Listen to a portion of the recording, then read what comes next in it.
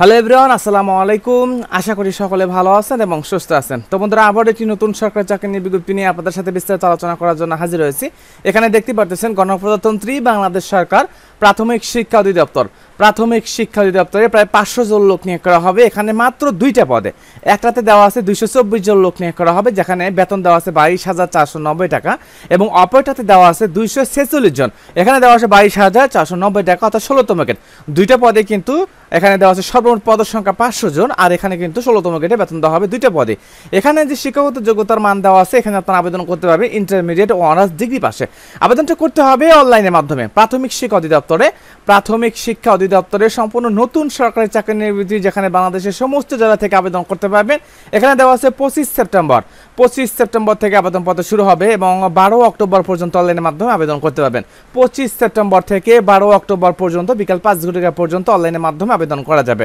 এখানে নিয়োগ সম্পর্কিত বিস্তারিত আলোচনা করব, অবশ্যই শেষ পর্যন্ত ভিডিও দেখার জন্য চেষ্টা করবেন। প্রিয় বন্ধুরা, বলছিলাম গণপ্রজাতন্ত্রী বাংলাদেশ সরকার প্রাথমিক শিক্ষা অধিদপ্তরে নিয়োগ সম্পর্কিত বিস্তারিত আলোচনা করব। এখানে যে সরকারি ওয়েবসাইট দেওয়া আছে, এই ওয়েবসাইটে যেই কিন্তু আমরা সার্কুলারটি সংগ্রহ করেছি, এখানে দুইটা লাইন কথা আছে, সেটি হচ্ছে প্রাথমিক ও গণশিক্ষা মন্ত্রণালয়ের অধীনস্থ প্রাথমিক শিক্ষা অধিদপ্তরের অধীনস্থ দপ্তরসমূহে রাজস্ব খাতভুক্ত তৃতীয় শ্রেণীর নিম্নোক্ত পদসমূহে বিদ্যমান শূন্য পদে নামের পাশে বর্ণিত বেতন স্কেল ও স্থায়ী এবং গ্রেডের স্থায়ী অস্থায়ী ভিত্তিতে নিয়োগের নিমিত্তে বাংলাদেশের প্রকৃত নাগরিকদের নিকট হতে রাঙ্গামাটি, খাগড়াছড়ি, বান্দরবান পার্বত্য জেলা ব্যতীত শুধুমাত্র এই কটি জেলায় আবেদন করতে পারবেন। সেটি হচ্ছে রাঙ্গামাটি, খাগড়াছড়ি ও বান্দরবান পার্বত্য জেলা ব্যতীত ওয়েবসাইটের দরখাস্ত আবেদন করা যাবে অনলাইনের মাধ্যমে। তো দেখো, উক্ত পদে ন্যূনতম শিক্ষাগত যোগ্যতা, প্রয়োজনীয় অভিজ্ঞতা, অন্যান্য বিবরণ নিম্নে দেওয়া হলো।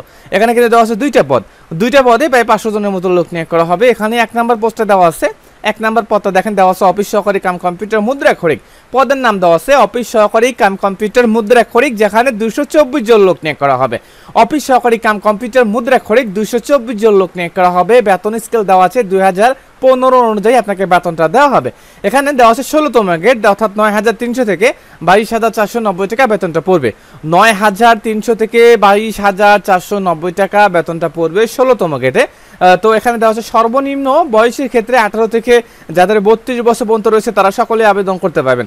224 জন লোক নিয়োগ করা হবে। অফিস সহকারী কাম কম্পিউটার মুদ্রাক্ষরিক পদে যারা আবেদন করবেন, শিক্ষাগত যোগ্যতা দেওয়া আছে যে কোনো স্বীকৃত বোর্ড হইতে ন্যূনতম দ্বিতীয় বিভাগ বা সমমানের সিজিপিএতে উচ্চ মাধ্যমিক সার্টিফিকেট পাস করলে আবেদন করতে পারবেন, অর্থাৎ ইন্টারমিডিয়েট পাশে আবেদন করতে পারবেন। কোনো স্বীকৃত বোর্ড হইতে ন্যূনতম দ্বিতীয় বিভাগ, অবশ্যই দ্বিতীয় বিভাগ থাকা লাগবে, তৃতীয় বিভাগ কিন্তু গ্রহণযোগ্য হবে না। সমমানের সিজিপিএতে উচ্চ মাধ্যমিক সার্টিফিকেট পাস করলে, অর্থাৎ ইন্টারমিডিয়েট পাস করলে আবেদন করতে পারবেন। কম্পিউটারে এমএস অফিসে কাজ করিবার দক্ষতা থাকতে হবে এবং কম্পিউটার একটা পরীক্ষা হবে, সেই পরীক্ষাতে কিন্তু আপনাকে পাস করতে হবে। তারপরে দেওয়া আছে 2 নম্বর পদটা দেওয়া আছে হিসাব সহকারী। পদের নাম দেওয়া আছে হিসাব সহকারী পদে সর্বোচ্চ লোক নিয়োগ করা হবে 246 জন।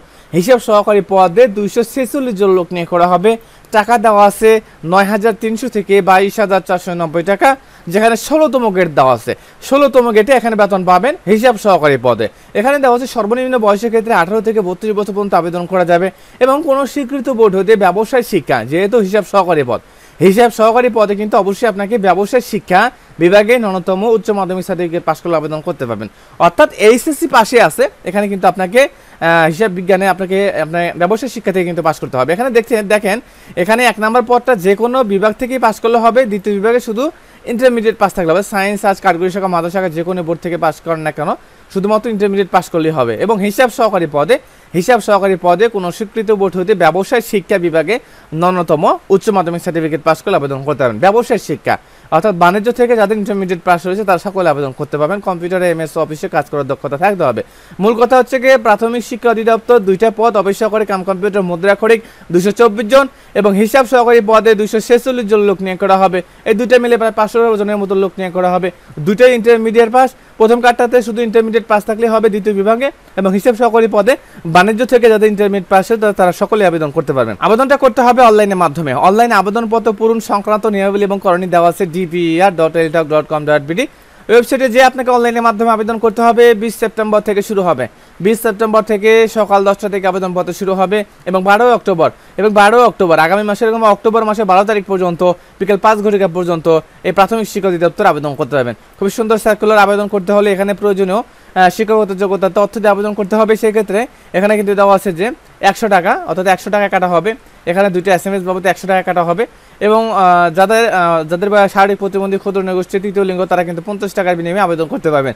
অর্থাৎ প্রথম কথা হচ্ছে 1 থেকে 2 অর্থাৎ 1 এবং 2 নম্বর পদের ক্ষেত্রে সাধারণ জেনারেল প্রার্থীদের ক্ষেত্রে শুধুমাত্র 100 টাকা এবং টেলিটক চার্জ কাটা হবে 15 টাকা, সর্বমোট 115 টাকার বিনিময়ে আবেদন করতে হবে। 12 টাকার ফার্স্ট একটা SMS 3 টাকা কাটবে হয়তো, এই বিনিময়ে কিন্তু আপনারা আবেদন করতে পারবেন। তো সরকারি চাকরি হিসেবে এখানে প্রাথমিক শিক্ষা অধিদপ্তরে, এটা কিন্তু প্রাথমিক শিক্ষা অধিদপ্তরে আপনার অফিসিয়াল নিয়োগ বিজ্ঞপ্তি, অর্থাৎ উপজেলা কেন্দ্রে যে প্রাথমিক শিক্ষা অধিদপ্তরে আপনার দপ্তর সমূহ আছে সেখানে কিন্তু এই চাকরিটা করতে হবে, অর্থাৎ নিজ উপজেলাতেই কিন্তু আপনি কাটতে পারবেন। আনুষ্ঠানিক হয়তো অন্য উপজেলাতেও ফালাতে পারে, কিন্তু উপজেলা কেন্দ্রে এই সার্কুলার কিন্তু আবেদন করতে পারবেন এবং উপজেলার দ্বারা কিন্তু আপনাকে চাকরিটা করতে হবে।